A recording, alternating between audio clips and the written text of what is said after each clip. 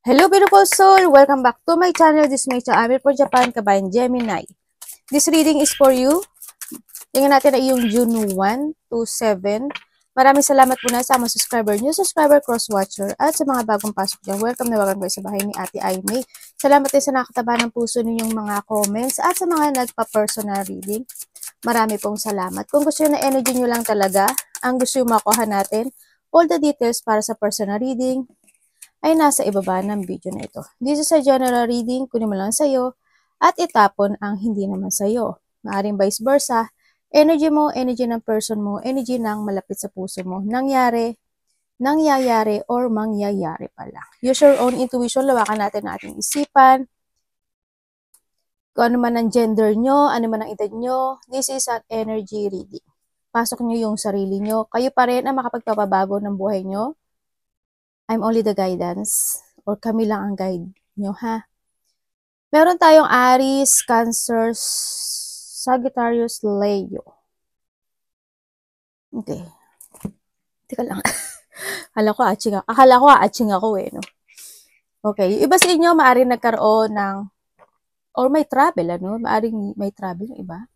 And maaaring kung nag-travel kayo, is this time is maaaring pauwi na kayo. No? Maaaring magkakaroon ng mga pagbabago sa buhay nyo. This time, ang nakikita ko sa inyo, may mga changes happen, kumbaga. And then, yung iba sa inyo is meron kayong mga i-illusionin, i-imaginein. Meron kayong mga maring may mga feeling emotions. Ganyan, either malulungkot ka or may lungkot or may mga maiisip ka. Ganyan. No, either, yun nga, sabi ko sa inyo is imagination or maari din na iba sa inyo is may mga papuri kayo na mararamdaman. Sa iba sa inyo sa iba dito kasi is may mga magkakaroon kayo ng mga reflection. Ganyan, siguro reflection sa mga naganap, mga nangyari, and all from the past. Ganyan, nakita ko dito, any situation na there's a reflection ako na nakikita from a past or feeling emotions, no? Sa iba sa inyo. Sa iba sa inyo is meron na kayong paninindigan. There's a desire situation ako na nakikita sa iyo na meron kang desire or meron kang gustong panindigan o gusto mo aksyonan na maaring yun i-illusionin mo o imaginein mo or i-wish mo, ganyan. May mga gusto kang ma-achieve sa nakita ko dito. May mga isip-isipin ka to change, to achieve, to fulfill. O kaya naman is, meron kang ngayon is, meron kang mga inspirations in life. Ganyan, naiisipin mo gabi-gabi. May inspire ka this time sa iba sa inyo. No?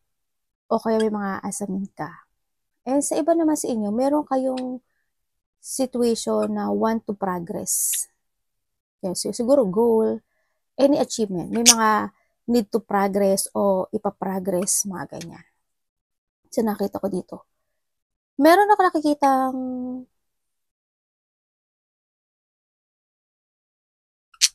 vehicles. Hindi ko alam in what way, kung ano-ano, magpapagawa ka ba, bibili ka ba, mga ganyan. Any vehicles, basta may gulong. Yun na nakikita ko dito. And syempre, there's a changes of a journey or may tao dito or ikaw, no, na magkakaroon kayo ng distansya. Maaring yung karelasyon mo is in a distance, ganyan. Maaring LDR kayo, taga-ibang bansa siya, o kaya sa ibang bansa siya nakatira, o ikaw, ganyan, ibang baryo, mga ganyan. May mga ganon. There's a distance situation, ako nakikita dito. And then, ang nakikita ko rin, siguro is, there's a growth when it comes to a relationship, when it comes to family. Kasi nakikita ko dito, there's a growth or handun din yung sitwasyon na there's a warm coming home. Warm coming home. Tama naman ako, di ba? Warm coming home situation ako na nakikita sa iyo. Ganyan. Baka may coming home o may parating. Ganyan. O ikaw, pauwi ka. Diba? O kaya pabalik ka na, mga ganyan. Sa iba sa inyo. Or halimbawa sa trabaho, pabalik ka na sa trabaho, yung mga ganon. Ingat ka rin sa nakikita ko dito. Maari makaka-receive ka ng information, communication. Ako nakikita, or may mga tao, or ikaw, may iisipin ka every night. Ganyan. May mga iisip-isipin ka. And also, ang nakikita ko dito is may mga tao na pag-uusapan ka raw. May mga tao na mga tao na magdadaldal o pag-uusapan ka in a good man siya or bad, may mga ganang sitwasyon. May mga sitwasyon na pwede ka makaramdam ng pagkabalisa or anxiety. Sa iba naman is there's excitement situation. Ganyan. Iba pagkabalisa siguro sa lungkot, ganyan, dahil sa mga maririnig mo sa kanila or may isang sitwasyon na ikakalungkot mo. Siguro ganun sa iba. Kaya ma-anxiety ka. May mga small problem ako nakita sa iba. Hindi naman kay lahat, pero kunin mo lang sa iba. Tingnan natin na energy ni Gemini. At least small problem lang, di ba? Iba dito, may pagkabalisa kayo mararamdaman. Energy ni Gemini.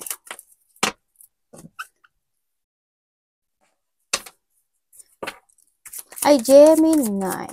Happy birthday. Birthday nyo. Sa mga Gemini dyan, binabati ko kayo. Sana lahat ng inyong makamit nyo. Goal nyo sa buhay. Ang energy mo, okay? Ang energy mo is may mga excitement nga. Yan, may mga excitement. Siguro nandito yung may tao na makikipag-communicate sa'yo or may tao dito na makikipag-usap sa'yo. Pero may exciting situation ka na mararamdaman this time. Iba naman sa inyo, kung hindi siya communication, siguro ang energy ng iba dito is meron kayong mga marireminizing o marirevisit nyo yung past situation nyo sa buhay nyo. Bakit kaya may nakikita ko dito na mag-trust ka sa intuition mo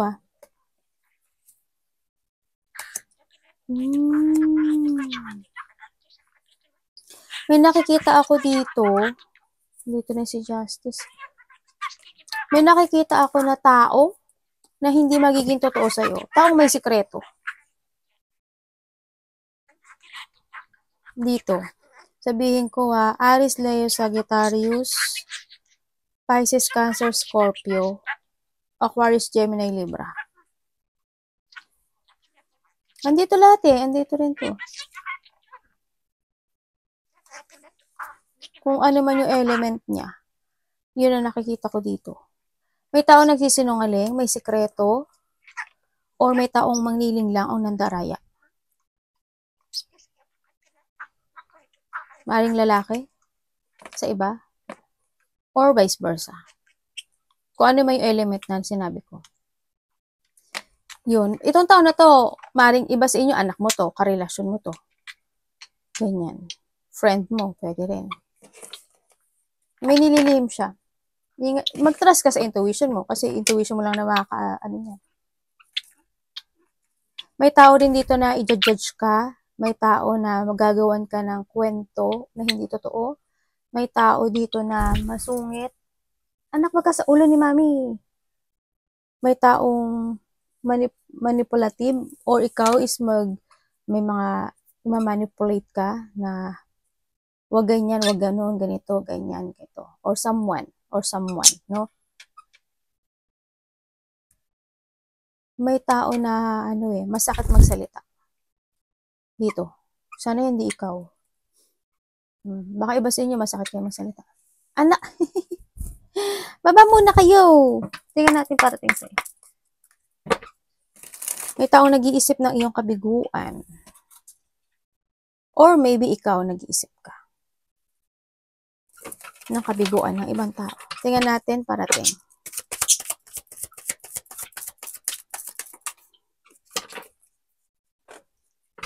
Anong parating?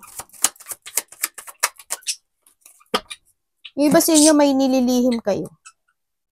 Or someone is may secret.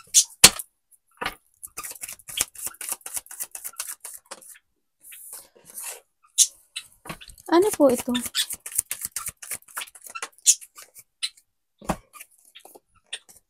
Ay. Okay, may parating sa'yo. May isang kahilingan na maaring matupad this month, this week, ganyan. Meron din sa iba naman is magkakaroon ng bagong simula, no? May pagsisimulang muli, may sisimulan, or mayroong mangyaring pag-start dito, no? Maaring kung kayo is galing sa travel, pasok na naman, mga ganyan, o kaya may mga pagsisimula na something start fresh ng simula ng isang pakikipag-collaboration, pakipagkita, beginning yun, or dealing, partnership, ganyan. Sa iba sa inyo, ganun. Yun ang parating sa'yo. May panimulang pagkikita, makikitang muli, kung makikita, kung bago man yan o luma na, ganyan. Merong ganung situation. Sa iba is, may taong makipag-usap sa'yo, or someone want to confess. Yan, ang nakikita ko ito. Maaring may malalaman ka rin katotohanan. Something, may katotohang magre-reveal. Yan, sa iba sa inyo. O may malalaman ka. Sa iba sa inyo. Ganun. Yun ang nakikita ko dito. Baka may malaman kang katotohanan. Ay, nakita nyo yun? Blessing. Ano ba yan? Kasi naglalaro sila dyan sa taas. Kaya minsan, yung hindi ko nare-record kasi tumatayo sila dun sa sa recording. Na-i-stop ng paa nila. Ano ang dapat iwasan? May lungkot ka raw na mararamdaman. Sana hindi ko alam kung ikaw yung magkakaroon ng regret or someone is basta there's a regret situation, there's a failure situation, may lungkot, may disappointment, there's something loss, ganyan, or magkakaroon ka ng isolation, maaaring ganun sa iba. Sa iba naman, dito kasi may tao dito na maaaring kakausapin ka at may sasabihin siya sa iyong kahilingan. Yan nakita ko. Baka mahihilingin siya sa'yo. Or ikaw is mahihilingin. Dapat iwasan ni Gemini. Kuhanin mo lang yung sa'yo dun, ha?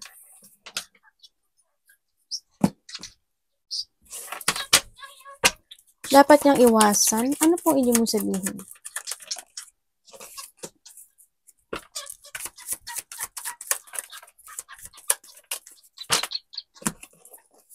Okay. Iwasan mo daw yung isang sitwasyon sa buhay mo na ma-imbalance ka, lalo na sa sarili mo. No? Okay na kailangan mo ding magkaroon ng enjoyment in life or kasiyahan sa buhay mo gawin mo. No? Iwasan mo din na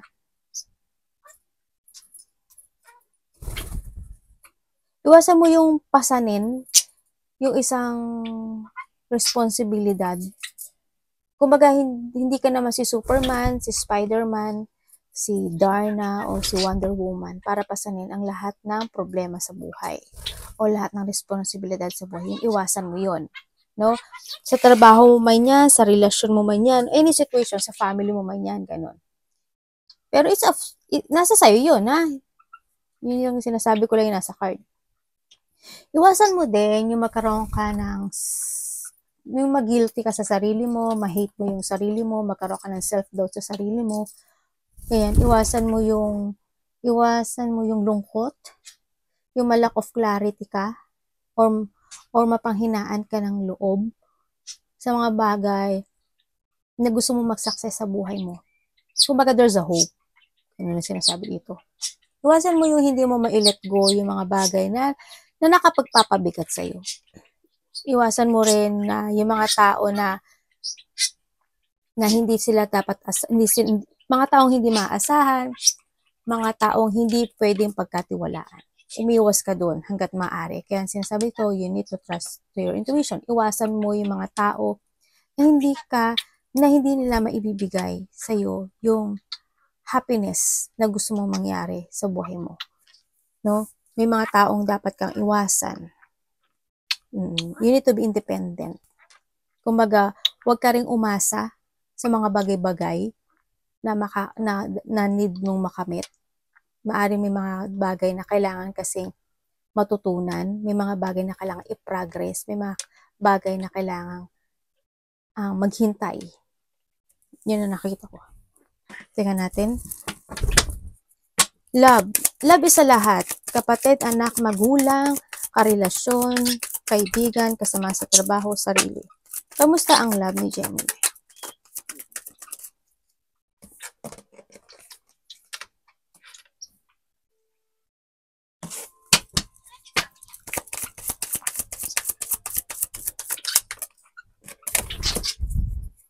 Uy!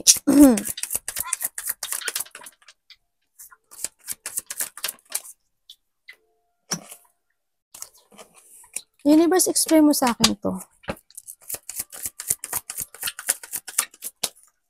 Thank you. Okay. When it comes sa love, Aries, Leo, Sagittarius, Aquarius, Gemini, Libra, Taurus, Virgo, Capricorn. When it comes sa love, ang nakikita ko dito,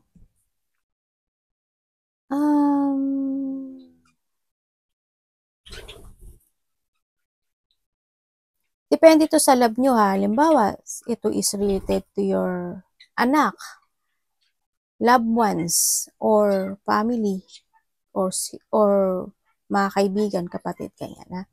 When it comes dito sa love na to, ang nakikita ko dito, parang there's a boundary. Ako nakikita in this relationship, sa nakikita ko dito, may boundary. Kaya ang nakikita ko dito, there's a pain. Or makakaramdam ka ng painful. Or handun yung emotional situation. Sa nakikita ko dito.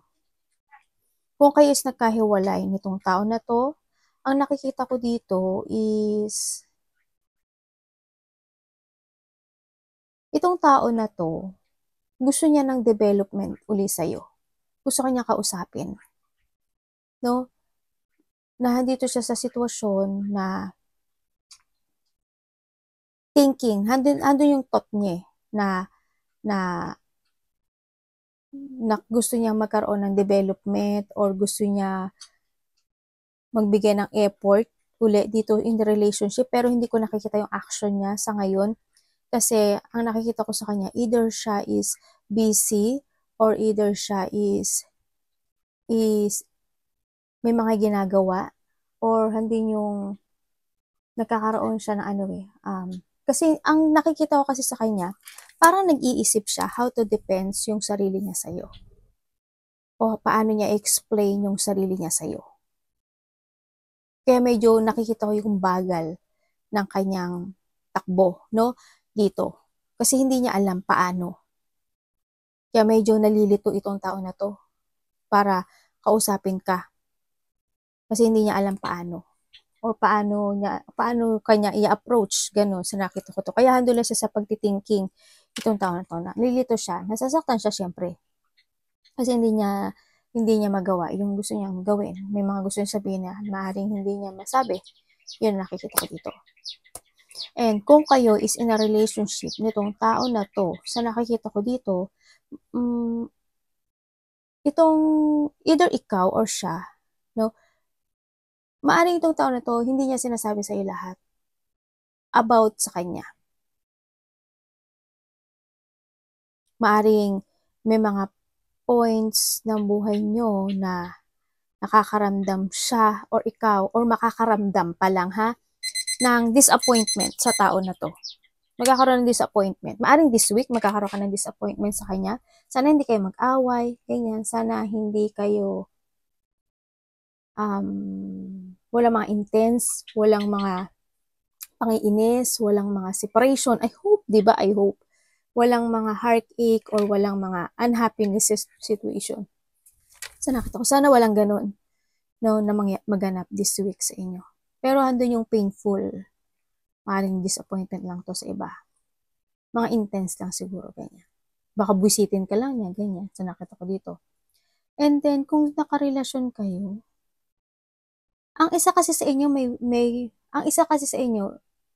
may boundary siya. Sa nakikita ko dito. No, hindi ko alam in what way. Siguro, isa sa inyo nagkakaroon siya ng may mga hindi pa siya sinasabi sa'yo. Or itong tao na to is, ikaw or siya, is meron siya pinagtataanan na struggle sa buhay. Na hindi mo alam, na maaring malaman mo. Yan ang nakita ko sa iba. Sana hindi kayo magkahiwalay.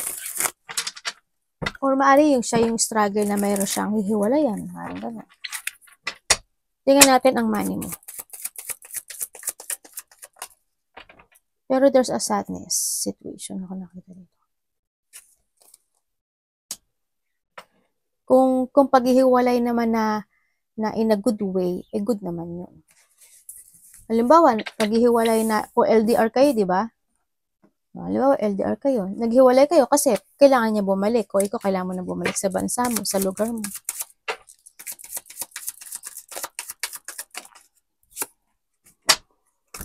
Sa money mo medyo mabagal yung takbo, no? Sa nakikita ko dito. Pero may pag-asa. Magkakaroon ng development. Pero ang nakikita ko dito, may sitwasyon na biglaan. Siguro may mga biglaang problema. Ganyan. May mga shocking or unexpected dito sa sitwasyon. Medyo mabagal yung takbo, mabagal yung growth sa nakikita ko dito. Na dito yung sitwasyon na minsan mahirap. Ganyan. May mga darating o may mga sitwasyon na pwede ka magkaroon ng problema with comes sa money. Dito.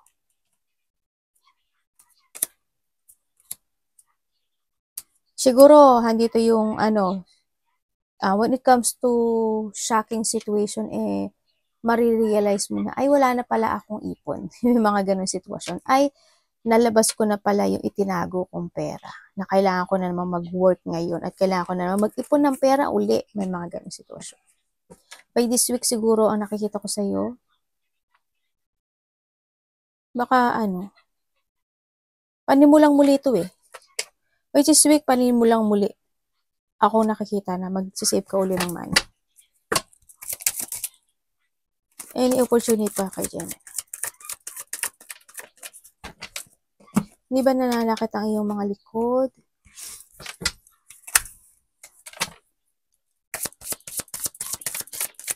Any opportunity?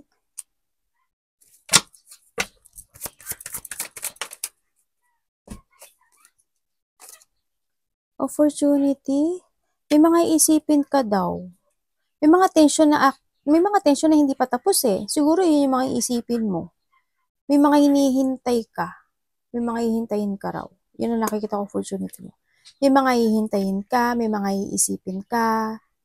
Iba sa inyo, andito yung sitwasyon na there's a bully. May mga bully, may mga sadness. May tao na may lihim o nagsisinungaling. May iniisip ka, either relationship or a family. Ang nakikita ko dito. Or may iniisip ka na tao na nasa malayo or nasa distance. Yun ang nakita ko. May iniisip ka raw. Either attention from the past. May mga isipin ka dito. And then also, kuhanin ko.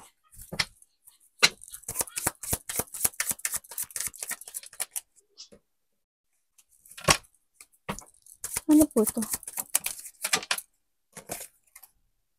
The 9 and the 9. Dalawa 9 mo. Medyo malungkot eh. I don't know why. Umalis ka ba? May inalisan ka ba? Nag-travel ka ba? With disappointment.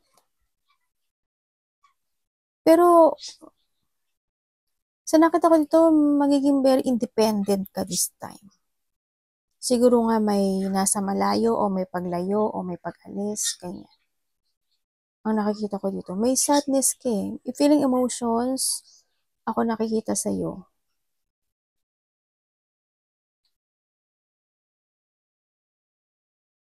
May mga iisipin ka daw na plano sa iba sa inyo na gusto mong i-forward. Ganyan. Tapos, merong mga preparation ako na nakikita. There's an action, preparation ka na iisipin or handun yung situation na may mga sitwasyon na pag-iisipan mo na you want to explore from something. Ganun. Baka mag-explore ka or may mga tatahakin ka o may mga isipin ka na gusto mong i-move forward, mga plano man yan. May mga isipin ka na you want to grow, may mga gusto mo aksyonan, may mga sitwasyon na iisipin mo is like parang freedom, ganyan. May mga isipin ka na gusto mo is maging maganda yung outcome, may mga ganyan.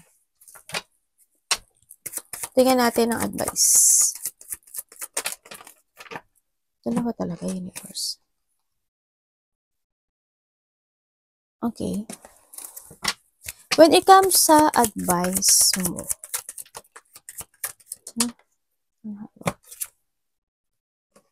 okay, sabihin ko muna, hindi mo na to advice Sa nakikita ko sa'yo dito, nagkaroon, there's a sadness, no?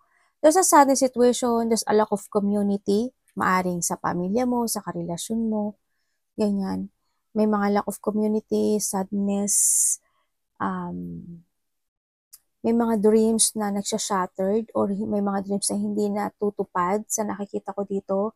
May mga sitwasyon na gusto mong magkaroon ng pagbabago o you want to heal with something. No, may mga gusto mong aksyonan eh. May mga gusto kang itama, may mga gusto kang i-correct, pareho lang yun. May mga naghahanap ka ng isang clarity sa buhay mo this time. No, sa nakikita ko dito. And then also, ang nakikita ko rin, sana hindi nagkakaroon ng hindi pagkakasundo, no? Or maybe this is the past o hindi nagkakasundo na karelasyon o family. Ganyan. May mga yamot, galit, sama ng loob. Yun ang nakikita ko dito. Maaring may sama ka ng loob because sa isang tao na stricto, sa isang tao na masungit o sa isang tao na ayaw kang pagbigyan, mga ganyan. Or nandito rin yung sitwasyon na siguro iba dito may justice ako na pinagdadaanan kayo, no? Sa nakita ko, there's a justice situation ako na nakikita sa'yo. Sana hindi ka mabigo. Pero, ang nakikita ko sa ito medyo failure siya sa ngayon. Sa ngayon, ano, kung may mga gusto ka mahustisyan, medyo fail siya. Okay, advice na tayo, ha? Ang advice sa'yo is, sinasabi dito is, you need to see the fact when it comes to your action, when it comes sa mga pagbabago, when it comes to your wishes, when it comes to your creativity. Yun. Kailangan mong makita yung the fact, kung tama ba yun o mali ba yun. Ano ba yung gusto mong magkaroon ng clarity? Ano ba yung gusto mong ma-actionan? Ano ba yung kailangan mong actionan? Ano ba yung kailangan mong baguhin? Ano ba yung kailangan mong i-change? Ganyan. No, ang sinasabi ito. Ano ba yung satisfaction na gusto mong mangyari into your life? Ganyan. You need to use your head. Siyempre, rin sinasabi rin dito, no? Kailangan kasi sa'yo ngayon is pagbabago. I-renew mo yung paniniwala mo, no? It's time to change. It's time to create trust more to your intuition, be inspired, be idealism, kung ano yung mga babaguhin mo sa buhay mo. And, syempre, discipline sa lahat ng aspeto ng buhay. Kailangan ngayon is balansehin mo ang lahat. You need to heal in a past situation or you need to heal in a situation na mga mangyayari o magaganap sa buhay mo. If ever na may mga maganap na mangyayari. No? Sa nakikita ko dito. Mag-focus ka raw sa sarili mo dito. Try to make it balance. No? Balansehin mo yung maging smart ka ha, sinasabi dito ha. You need to be smart. Kumbaga, wag lang puro puso. Gamitin mo rin ng isipan. Tsaka wag ka daw magmadali sa lahat ng bagay. No? Kung magkakaroon ka ng choices into your life, sa life mo, mag-trust ka sa intuition mo, be patient. Yun nakikita ko dito. Hindi lahat minamadali. Arigato namaste, guys.